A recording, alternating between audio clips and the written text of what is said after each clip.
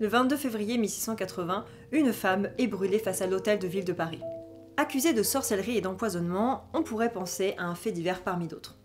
Pourtant, cette femme âgée de 40 ans, habillée de blanc avec une torche à la main, cache une lourde histoire criminelle, puisqu'elle serait à la tête de la fameuse affaire des poisons, et aurait également avoué avoir tué plus de 2500 enfants avant terme. Oui, 2500. Mais que se cache derrière cette fameuse affaire des poisons? Aujourd'hui, nous allons parler de la vie de Catherine de Hay, dite Lavoisin, l'empoisonneuse la plus célèbre de l'histoire de France.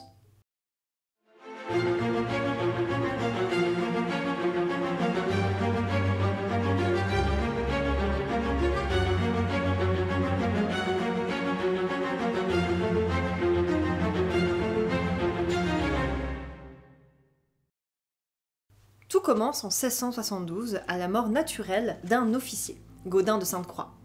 Dans l'inventaire après décès de ce dernier, on découvre un coffret avec 9 lettres de sa maîtresse, la marquise de Brinvilliers, une reconnaissance de dette de ces dernières et quelques fioles.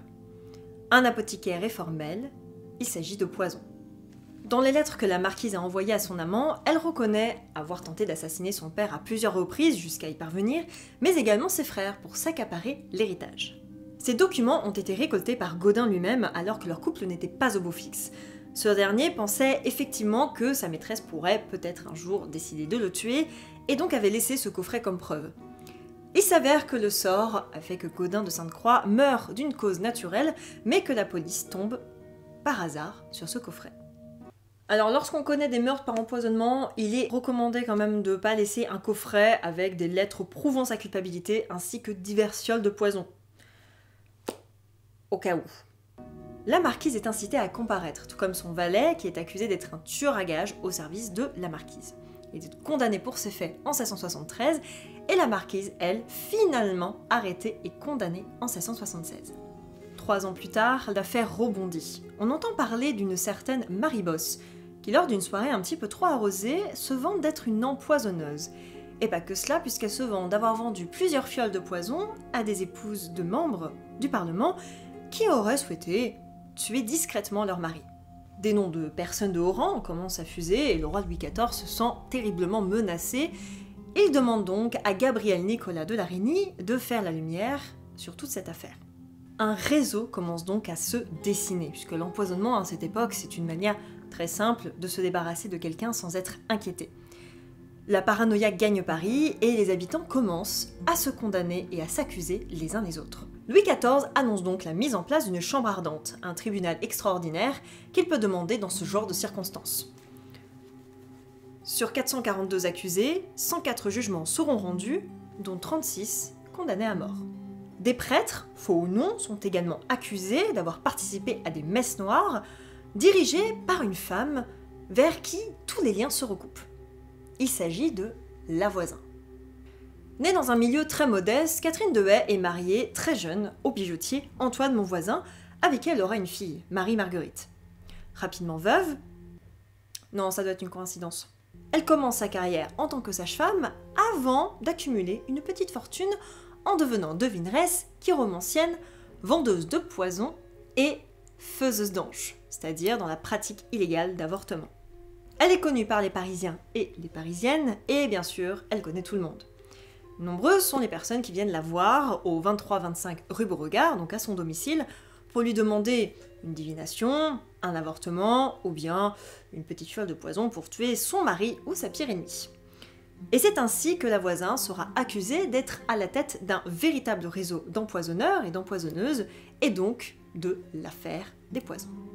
Arrêtée le 12 mars 1679, Lavoisin est accusée bien sûr d'empoisonnement, mais celle-ci avoue également avoir enterré dans son jardin ou brûlé dans son four plus de 2500 nourrissons nés avant terme. Elle cite également les nombreuses personnes qui ont fait appel à ses services, notamment des personnes haut placées à la cour. L'implication de Lavoisin semblant indéniable, elle est jugée avec 36 complices et est finalement brûlée le 12 mars 1680. Sauf que l'affaire ne s'arrête pas là, puisque sa fille Marie-Marguerite, ne semblant rien avoir à perdre, accuse sa mère d'avoir organisé des messes noires demandées par de hautes personnalités. Et elle va citer un nom, très scandaleux et très problématique, celui de la marquise de Montespan, la favorite du roi Louis XIV. Ces messes noires, demandées par la marquise elle-même, auraient été réalisées alors que leur couple n'était vraiment pas au beau fixe, puisque Louis XIV se tournait de plus en plus vers une jeune femme de 17 ans, Mademoiselle de Fontanges. La messe devait être récitée 3 fois pour être efficace. On raconte donc que Madame de Montespan serait venue la voir une première fois dans un châtelet isolé, en présence de l'abbé Étienne Guilbourg. Allongée nue sur les dalles froides et humides du château, les bras en croix, un cierge dans chaque main et un calice sur son ventre, l'abbé déclame une messe avant de tuer un nourrisson, afin de récolter le sang dans un calice et de le mélanger à celui d'une chauve-souris. La 3e fois, Marie-Marguerite déclare avoir aidé sa mère dans l'organisation de la messe noire, dans sa demeure, rue Beauregard. Madame de Montespan est également accusée d'avoir utilisé des aphrodisiaques sur le roi et d'avoir empoisonné Mademoiselle de Fontanges, décédée mystérieusement. On sait aujourd'hui qu'elle est morte d'une cause naturelle, d'une éclampsie, mais les tentatives d'empoisonnement par Madame de Montespan ne sont pas impossibles. On raconte même que des gouttes de sang de nourrisson auraient été versées dans la nourriture du roi. Ça va trop loin. Aucune preuve ne fut réellement trouvée contre la favorite et Louis XIV fit donc en sorte de la disculper. Elle resta à la cour alors que les autres accusés finirent leur vie en prison. Madame de Montespan fut finalement écartée par le roi pour des raisons tout à fait classiques, puisqu'il alla vers sa gouvernante, Madame de Maintenon. Mais alors, pourquoi cette affaire des poisons a pris une aussi grande ampleur si rapidement, finalement en quelques années? Et surtout, est-ce que la voisine est véritablement coupable des crimes qu'elle aurait commis? Premièrement, il faut savoir que le roi Louis XIV a décidé en 1709, soit 30 ans après l'affaire, de brûler l'entièreté des preuves qui concernaient l'affaire des poisons. On dit que 29 gros registres ont été éliminés pour que cette affaire tombe dans un oubli éternel. Les traces écrites conservées sont donc des copies des enquêtes de la Chambre ardente, et certains récits, notamment ceux concernant les messes noires, sont donc sujets à caution. À savoir si les accusations sont vraies, bien évidemment, la plupart des inculpés ont été interrogés sous la torture, et l'on sait que la torture n'est pas toujours garant d'un aveu réel. On sait notamment que la marquise de Brinvilliers a été gavée d'eau pour qu'elle puisse enfin avouer ses crimes. Bon, même si avec les fioles de poison et les lettres où elle se dénonce elle-même, difficile de la considérer innocente. Cette affaire, finalement, elle a surtout pris de l'ampleur parce qu'elle a concerné des gentilshommes et des gentes dames. Des gens, bien sûr, proches du roi, qui étaient à la cour à Versailles, puisque c'est lui-même qui l'a souhaité. Toucher aux membres de la noblesse, c'est donc toucher au roi. L'affaire des poisons est également très représentative de cette antinomie des croyances à l'époque, puisque, bien qu'étant une société très chrétienne, elle était encore très friand de croyances païennes.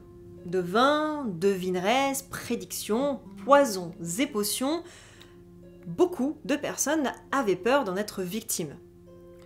Henri IV, quelques siècles plus tôt d'ailleurs, avait une peur bleue d'être empoisonné à tout moment. Bon, finalement il est mort pour une autre raison, mais ça, on en parlera une prochaine fois. Bien évidemment, l'Église souhaite éradiquer ses croyances, et le problème c'est que cette affaire ne va faire que les exacerber, puisque c'est le retour de la chasse aux sorcières telle qu'elle a sévi en Europe entre le XIVe et le XVIe siècle. Louis XIV, en tant que représentant du divin sur Terre, eh bien il doit être également garant de la foi chrétienne. Bon, c'est sûr qu'avec ses quinzaines de maîtresses, on peut facilement en douter, c'est vrai. Louis XIV ne veut donc pas qu'il y ait une aura mystique autour de la sorcellerie et ne veut donc surtout pas que la sorcellerie soit vue comme une réelle menace contre le pouvoir absolu royal et chrétien. En 1682, il associe donc la sorcellerie à l'empoisonnement, donc quelque chose d'un peu plus concret, mettant donc de côté les messes noires, les divinations, etc., mais également à l'escroquerie. Cela permet donc peut-être d'une part de protéger Madame de Montespan, qui n'est pas vue comme une espèce de magicienne diabolique, mais aussi que l'affaire soit beaucoup moins mystifiée et tombe dans l'oubli. D'où le fait que 30 ans plus tard, il décide de brûler les documents à ce sujet. Ceci est également lié à une peur du diable bien présente à cette époque. On avait peur des messes noires et on avait également peur de la magie noire avec les talismans, les potions, les charmes, etc. Des quartiers étaient réputés pour ces pratiques, comme celui de Villeneuve-sur-Gravois où la voisine pratiquait. On entendait que des femmes capuchonnées de la haute société se rendaient à des officines secrètes, et il est vrai que la fortune accumulée par la voisin prouve que son affaire marchait plutôt pas mal. Et le crime contre la religion est particulièrement grave à cette époque. Alors qui plus est, quand le roi apprend que des prêtres plus ou moins officiels participent à des messes noires, ça commence à être très compliqué pour l'Église. Donc il est plutôt central que cette affaire tombe dans l'oubli. Concernant la voisin, était-elle coupable ?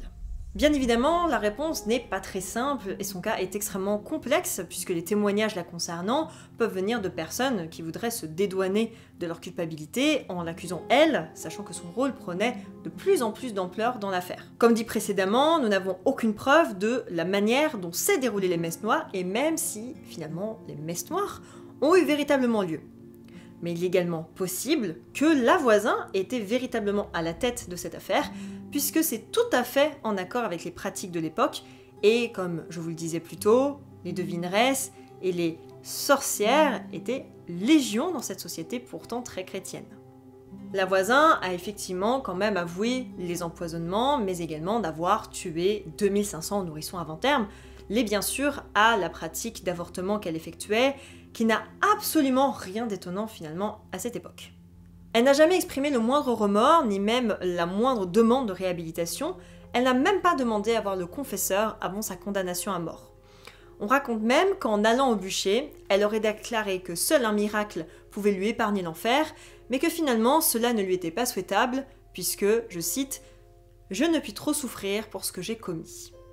La voisin finalement n'est ni une magicienne, ni une sorcière, seulement une femme qui alla à la messe tous les dimanches et a profité de la superstition des autres pour amasser une petite fortune.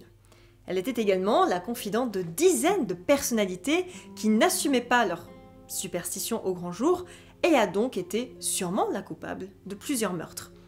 Elle est le témoignage d'une époque où la morale chrétienne et les superstitions païennes cohabitaient, et elle est même peut-être aussi finalement le dernier.